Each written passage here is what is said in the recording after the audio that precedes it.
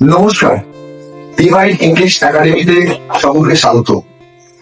আজকে আমি একটি গুরুত্বপূর্ণ রাইটিং স্কিল নিয়ে আলোচনা করতে চলেছি। এবছর যারা 2026 মাধ্যমিক পরীক্ষা দেবে তাদের জন্য এই রাইটিংটা খুবই ইম্পর্টেন্ট। দেখো, গত বছর তোমাদের রিপোর্ট পড়ে গেছে, তাই এবছর বায়োগ্রাফি তোমাদের জন্য অনেক ইম্পর্টেন্ট। যদিও তার আগের বছর রিপোর্ট পড়েছে এবং রিপোর্ট পরপর 2 বছর এসেছে, আশা করা যায় এই বছর রিপোর্টটা তুলনামূলকভাবে কম ইম্পর্টেন্ট।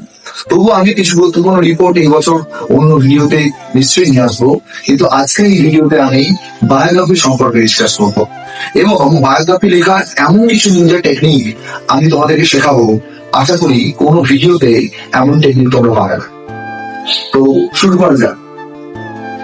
দেখো, বায়োগ্রাফি শুরু করার আগে আমার মনে হয় বায়োগ্রাফি কাকে বলে, বায়োগ্রাফি ডেফিনিশনটা জানা খুব জরুরি। বায়োগ্রাফি কাকে বলে? A biography is a detailed account of life of a renowned person written by someone else or any other else. তার মানে বায়োগ্রাফি হলো কোনো একজন বিখ্যাত ব্যক্তির জীবনী, যেটা যে কেউ লিখতে পারে। কিন্তু autobiography, difference between biography and autobiography. Autobiography একজন ব্যক্তির জীবনী, একজন বিখ্যাত ব্যক্তির জীবনী যে সেটা নিজেই লিখবে। An autobiography is a detailed account of life of a renowned person written by himself or herself. মানে সে নিজেই তার বায়োগ্রাফি লিখবে, তাকে আমরা বলছি অটোবায়োগ্রাফি। অটো মিন্স নিজে লেখা। তো আমাদের জন্য তো অটোবায়োগ্রাফি ইম্পর্টেন্ট নয়, আমাদের জন্য ইম্পর্টেন্ট হচ্ছে বায়োগ্রাফি। দেখো, বায়োগ্রাফি কি দিয়ে শুরু হবে? তাহলে biography start with third person এই বায়োগ্রাফি শুরু হবে। যেমন হি, সি, দে, কোন ব্যক্তির নাম দিয়ে শুরু হবে। আর আমরা অটোবায়োগ্রাফি দেখি না, অটোবায়োগ্রাফি শুরু হবে কিন্তু ফার্স্ট পার্সন ন্যারেটিভ দিয়ে। Autobiography start with the first person narrative like I, me. যেমন উইংস অফ ফায়ার হচ্ছে একটা অটোবায়োগ্রাফি, কে লিখেছেন? না এপিজে আব্দুল কালাম। আর স্টিভ জবস একটা বায়োগ্রাফি, এটা কি লিখেছে? এটা লিখেছে ওয়াল্টার আইজ্যাক শার্মা। আমরা বায়োগ্রাফি কেন লিখবো? তোমাদের মাধ্যমিকের সিলেবাসে এই বায়োগ্রাফিটা কেন ইনক্লুড করা হয়েছে? এটা যেমন আমাদের রাইটিং স্কিলকে ডেভেলপ করবে, অন্যদিকে তেমনি আমরা কিন্তু অনেক লেজেন্ডের লাইফ সম্পর্কে জানতে পারবো। সেই জন্য আমরা লিখেছি why do we learn biography writing. কেন আমরা বায়োগ্রাফি লিখবো? We learn biography writing to develop writing skill and to get information from legend and inspire us to become like them. তাহলে আমরা যদি বিখ্যাত ব্যক্তিদের বায়োগ্রাফি লিখি, তাহলে তাদের জীবনী আমাদেরকে ভীষণ রকম ভাবে অনুপ্রাণিত করবে এবং আমরাও তাদের মতন হওয়ার চেষ্টা করব।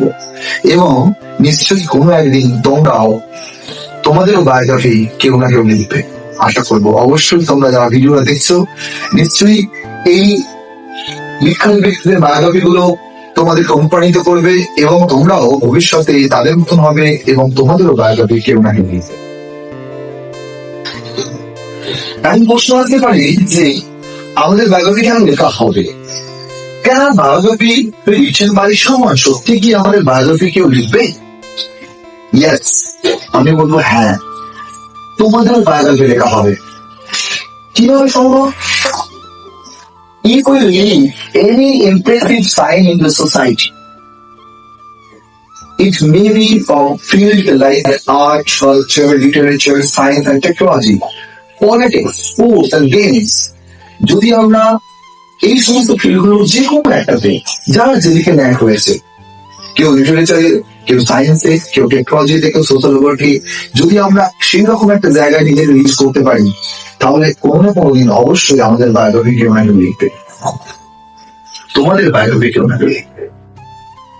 A man who is good for nothing, একটা লোক হচ্ছে কিচ্ছু জানে না, তার কিচ্ছু নেই, কোনো জ্ঞান নেই, কোনো নলেজ নেই, তার বায়োগ্রাফি কেউ কি লিখবে না কেউ তাকে মনে রাখবে? Can never be written by anyone. So we have to contribute to our society, our future, so that our biography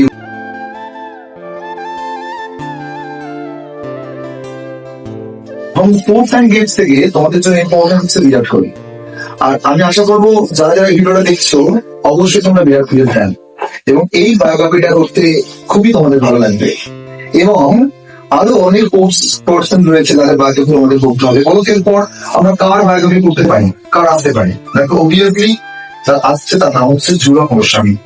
Jhulan Goswami অনেকেই জানো, তিনি ভারতীয় মহিলা ক্রিকেটের একজন ক্যাপ্টেন ছিলেন, এখন উনি রিটায়ার করেছেন। তার বায়োগ্রাফি কিন্তু এবছর তোমাদের মাধ্যমিকের জন্য খুবই ইম্পর্টেন্ট। আর সচিন তেন্ডুলকারের বায়োগ্রাফি তোমাদের করতে হবে, এবং লিওনেল মেসির বায়োগ্রাফি তোমাদের করতে হতে পারে। এছাড়াও পলিটিক্স, সোশ্যাল ওয়ার্ক এবং স্পিরিচুয়ালিটি থেকেও তোমাদের বায়োগ্রাফি আসছে। আমি মনে করি এই বছর তোমাদের মাধ্যমিকের সব থেকে বেশি ইম্পর্টেন্ট যে বায়োগ্রাফিটা রয়েছে পলিটিক্যাল পার্সোনালিটি থেকে, সেটা হচ্ছে এই দ্রৌপদী মুর্মু। এই দ্রৌপদী মুর্মু বায়োগ্রাফি তোমাদের জন্য খুবই ইম্পর্টেন্ট। আমি লিখে দিচ্ছি তোমাদেরকে যে এই বছর দ্রৌপদী মুর্মু বায়োগ্রাফি আসার সম্ভাবনা তোমাদের পরীক্ষায় কিন্তু অনেক বেশি। তাই ছাত্রছাত্রীদেরকে বলবো এই বায়োগ্রাফি তোমরা মনোযোগ করবে। আর কিভাবে বায়োগ্রাফি লিখতে হয় তার একটা সহজ ইংরেজি টেকনিক আমি তোমাদেরকে আজকের এই ভিডিওতে অবশ্যই শেয়ার করবো। রাজা রামমোহন রায় খুব কমন, প্রতি বছর তোমরা অনেকে যারা ক্লাস 9 এর স্টুডেন্ট রয়েছে তারাও রাজা রামমোহন রায়ের বায়োগ্রাফি করেছো। এছাড়া ঈশ্বরচন্দ্র বিদ্যাসাগর, স্বামী বিবেকানন্দ এবং মাদার তেরেসার বায়োগ্রাফি তোমরা প্র্যাকটিস করো। আর এছাড়া আমি মিউজিক থেকে আমি বলবো যে তোমরা একটা বায়োগ্রাফি করে রেখো। যেমন আমি তোমাদের জন্য এবছর সাজেশন রেখেছি 2026-এ সৌমিত্র চট্টোপাধ্যায়ের বায়োগ্রাফি তোমরা করে রেখো। আর মমতা শঙ্কর এবছর পদ্মশ্রী পেয়েছেন, তাই জন্য আমার বায়োগ্রাফি খুবই ইম্পর্টেন্ট।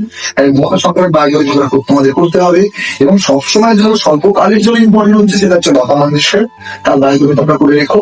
এবং সন্ধ্যা মুখোপাধ্যায়, গীতশ্রী সন্ধ্যা মুখোপাধ্যায়ের বায়োগ্রাফি তোমাদের জন্য ইম্পর্টেন্ট। আর একেবারে তোমাদের সবার প্রিয় যিনি সিঙ্গার রয়েছেন আমাদের বাংলার এবং সারা পৃথিবীর গর্ব অরিজিৎ সিং, তার বায়োগ্রাফি কিন্তু তোমরা একটু ট্রাই করে রেখো। আমি মনে করি এই বছর ফিল্ম এবং মিউজিক থেকে এদের বায়োগ্রাফি গুলো খুব ইম্পর্টেন্ট।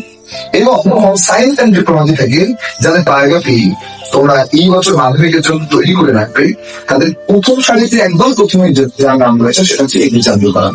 এবং এপিজে আব্দুল কালাম সবসময়ের জন্য বায়োগ্রাফির জন্য খুবই ইম্পর্টেন্ট একটা পার্ট। এছাড়াও সিভি রমন, এটা সিভি রমন হলো জেসি ঘোষ, সিভি রমন দুবার হয়ে গেছে। আর সুমিতা উইলিয়ামস এর বায়োগ্রাফি এবছর খুবই ইম্পর্টেন্ট। তোমাদের তো ইভেন্টের কথা বলবার অপেক্ষা রাখে না, তোমরা সবাই জানো যে প্রায় 3 মাস অতিক্রান্ত করে প্রেস থেকে সুমিতা উইলিয়ামস ফিরেছে। তো তার বায়োগ্রাফি কিন্তু লিভিং লেজেন্ড হিসাবে খুবই ইম্পর্টেন্ট হয়ে দাঁড়াচ্ছে। তো এই কটা বায়োগ্রাফি, এই ইম্পর্টেন্টের সঙ্গে প্রায় 20-25টা বায়োগ্রাফি এবছর আমি মাধ্যমিকের জন্য দিলাম। এবং আমি আশা করবো যে এই কটা বায়োগ্রাফির মধ্যে থেকে যে কোনো একটা বায়োগ্রাফি তোমাদের অবশ্যই কমন পড়বে। আর যদি কমন নাও পড়ে, এর বাইরে দেখো যদি যে কোনো কারো বায়োগ্রাফি যদি আসে, কিন্তু সেই বায়োগ্রাফি গুলো লেখার জন্য যে টেকনিক, সেটা আমি তোমাদেরকে আজকে এই ভিডিওতে শেখাবো। যেমন বায়োগ্রাফি একদম শুরুতে যেটা করতে হবে, যে কোনো ডিজেক্টের বায়োগ্রাফি শুরুতে যেটা আমাদের করতে হবে সেটা হচ্ছে একটা ইন্ট্রোডাকশন। একটা সুন্দর ইন্ট্রোডাকশন আমাদেরকে দিতে হবে, যাতে করে খুব ইমপ্রেসিভ হয় ইন্ট্রোডাকশনটা।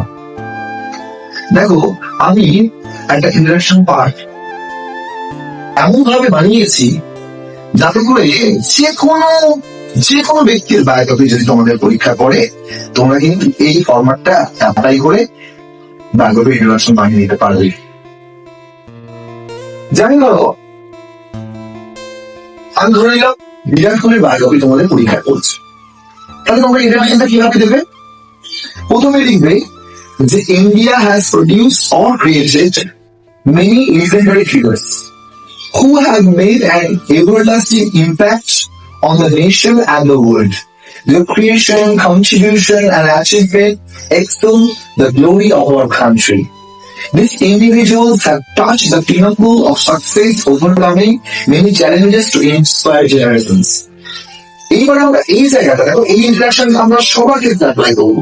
যাই আসো, সেটা রবীন্দ্রনাথ ঠাকুর আসুক, সেটা ঈশ্বরচন্দ্র বিদ্যাসাগর আসুক, বা সেটা বিরাট কোহলি আসুক না কেন, আমরা কিন্তু প্রত্যেকের ক্ষেত্রে এই ইন্ট্রাকশনটা ব্যবহার করবো। দেখো মানেটা কি, আমি যদি বাংলা বলি যে ভারত বিভিন্ন মহান ব্যক্তিত্বের জন্ম দিয়েছে, যারা তাদের একটা চিরন্তন শাশ্বত ছাপ এই পৃথিবীর বুকে এবং জাতির বুকে রেখে গেছে।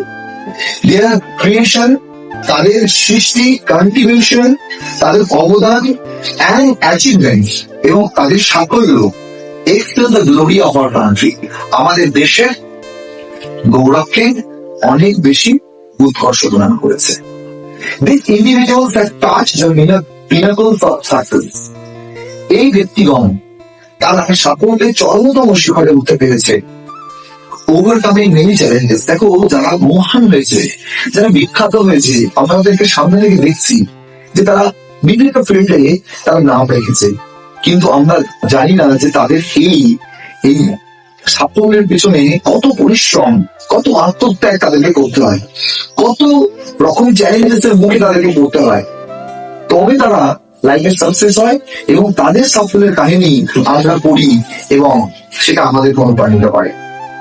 তাদের কত, যে কোনো, সেটা রবীন্দ্রনাথ ঠাকুরই হোক বা বিরাট কোহলি হোক না কেন, প্রত্যেকে কিন্তু তাদেরকে তাদের জায়গায় পৌঁছানোর জন্য অনেক সংগ্রাম, অনেক কিন্তু চ্যালেঞ্জেস থেকে কিন্তু ফেস করতে হয়েছে।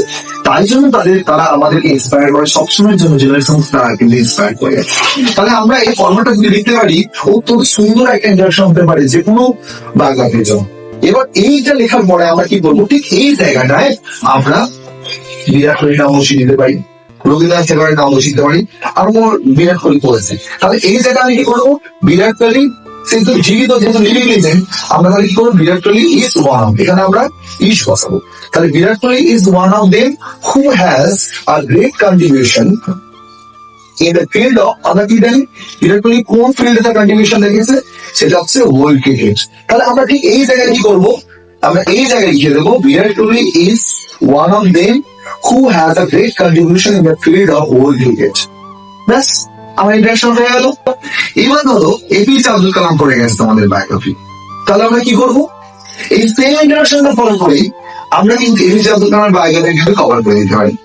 কেমন করে দেখো, যা ইন্টারেকশন আছে আমরা লিখে দিলাম, India has produced many legendary figures who have made an everlasting impact on the nation and the world. Their creation, contribution and achievement excel the glory of our country. This individual have touched the pinnacles of success, overcoming many challenges to inspire generations. আবার রবীন্দ্রনাথ লিখলাম বা APJ Abdul Kalam লিখলাম। APJ Abdul Kalam is one of them, যেহেতু APJ Abdul Kalam আমার main, তাই জন্য আমরা ওয়াজ ব্যবহার করবো। তাহলে APJ Abdul Kalam was one of them who had a great contribution in the field of, সবাই জানে এপিজে আব্দুল কালাম কোন ফিল্ডে তার কন্ট্রিবিউশন রেখে গেছে, কোন ফিল্ডে, সায়েন্স অ্যান্ড টেকনোলজি। ইয়েস, একদম ঠিক বলেছো। তাহলে আমরা এই জায়গায় কি করবো, in the field of science and technology. যখন স্বামী বিবেকানন্দ করেছে, তাহলে আমরা সেক্ষেত্রে কি করতে পারি, তাহলে একদম এই সমস্ত কথাগুলো আমরা সব লিখলাম, লিখে এই জায়গায় আমি স্বামী বিবেকানন্দের নাম দিলাম। তাহলে Swami Vivekananda was one of them who had a great contribution in the field of social work and spirituality. ব্যাস, তাহলে কিন্তু আমাদের ইন্টারাকশন কমপ্লিট হয়ে যাবে। এবার মনে রেখো, একটা বায়োগ্রাফির ক্ষেত্রে কিন্তু ইন্টারাকশন একটা অত্যন্ত গুরুত্বপূর্ণ পার্ট। পুরো 10টা নাম্বারের মধ্যে 3টে নাম্বার আমরা শুধু ইন্টারাকশন থেকে আনতে পারি। সুতরাং যদি আমরা কোনো বায়োগ্রাফির ইন্টারাকশনটা খুব ভালো করে লিখতে পারি, তাহলে কিন্তু টিচারদেরকে আমরা ইমপ্রেস করতে পারবো। সুতরাং যার ইন্টারাকশন যত বেশি ভালো হবে, সে কিন্তু তত ভালো মার্কস পাবে। আর এই ভিডিওটা তাদের জন্য যারা একেবারে বায়োগ্রাফি, একেবারে যারা রাইটিং স্কিল একদমই পারে না, তাদের জন্য, যারা কিচ্ছু জানে না, তারাও কিন্তু এই ফর্মাটটা ফলো করে কিন্তু অত্যন্ত সুন্দর একটা ইন্টারাকশন করতে পারে। এছাড়াও দেখো, আমরা আমাদেরকে বায়োগ্রাফির ক্ষেত্রে কতগুলো বেসিক জিনিস মাথায় রাখতে হবে, যে কোন কোন পয়েন্ট গুলো বায়োগ্রাফিতে তোমাদের দিয়ে দেয়, তোমরা নিশ্চয়ই জানো। কিছু কিছু ব্যতিক্রম থাকতে পারে, কিন্তু বেসিক যে ফরম্যাট রয়েছে বা বেসিক যে পয়েন্টস গুলো রয়েছে বায়োগ্রাফি, সেগুলো কি না, প্রথমেই যেটা আসবে, আজকে আমি শুধু একদমই ফার্স্ট একটা পয়েন্ট দিয়ে আমি এই ভিডিওটা শেষ করবো। তারপর আমরা নেক্সট ভিডিওতে পার্ট 2 তে আমরা বাকি ফরম্যাট গুলো নিয়ে আলোচনা করব। দেখো, প্রথম যে পয়েন্টটা প্রত্যেকটা বায়োগ্রাফি থাকবে, সেটা হচ্ছে day and place of birth. সেটা তোমার হতে পারে, তুমিও যদি কখনো তোমার বায়োগ্রাফি লেখো, ঠিক আছে, তাহলে তোমারও কিন্তু জন্ম হয়েছে, তোমারও কিন্তু জন্মস্থান ছিল, তুমিও কিন্তু এই ফরম্যাটটা ফলো করে তোমার বায়োগ্রাফি মানে অটোবায়োগ্রাফি করতে পারো। দেখো, তোমরা যারা ক্লাস 9 বা 10 এর যারা স্টুডেন্টরা রয়েছে, তোমাদের পুরো যদি জীবনটায় তো এক ধরা হয়, তাহলে তোমাদের জীবনের এই প্রথম অধ্যায়, সেটা তোমাদের জন্ম হয়েছে, একটা জন্মস্থান রয়েছে, তোমাদের বাবা মা মানে পেরেন্টেজ রয়েছে, এবং তোমাদের স্কুলিংটা সবেমাত্র শুরু হয়েছে। কিন্তু ধরো একটা কমপ্লিট পার্সন, যিনি একজন বিখ্যাত ব্যক্তি, তার জীবনের সমস্ত অধ্যায়গুলোকে কভার করে গেছে, তাহলে সেক্ষেত্রে সেই পয়েন্টস গুলো আমাদের মাথায় রাখতে হবে। তার মধ্যে প্রথম যে পয়েন্টটা রয়েছে সেটা হচ্ছে এই date and place of birth.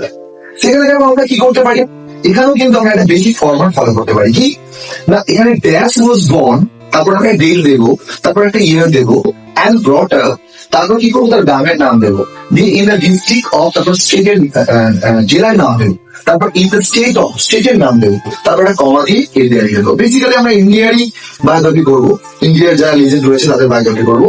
ধরো আমরা একটা উদাহরণ হিসেবে বলছি, তুমি তোমার নিজের বায়োগ্রাফি যদি লিখতে চাও, তোমরা এখানে যারা ভিডিও দেখছো তাদের মধ্যে ধরো একজনের নাম হচ্ছে ধরো রাইমা, হতেই পারে।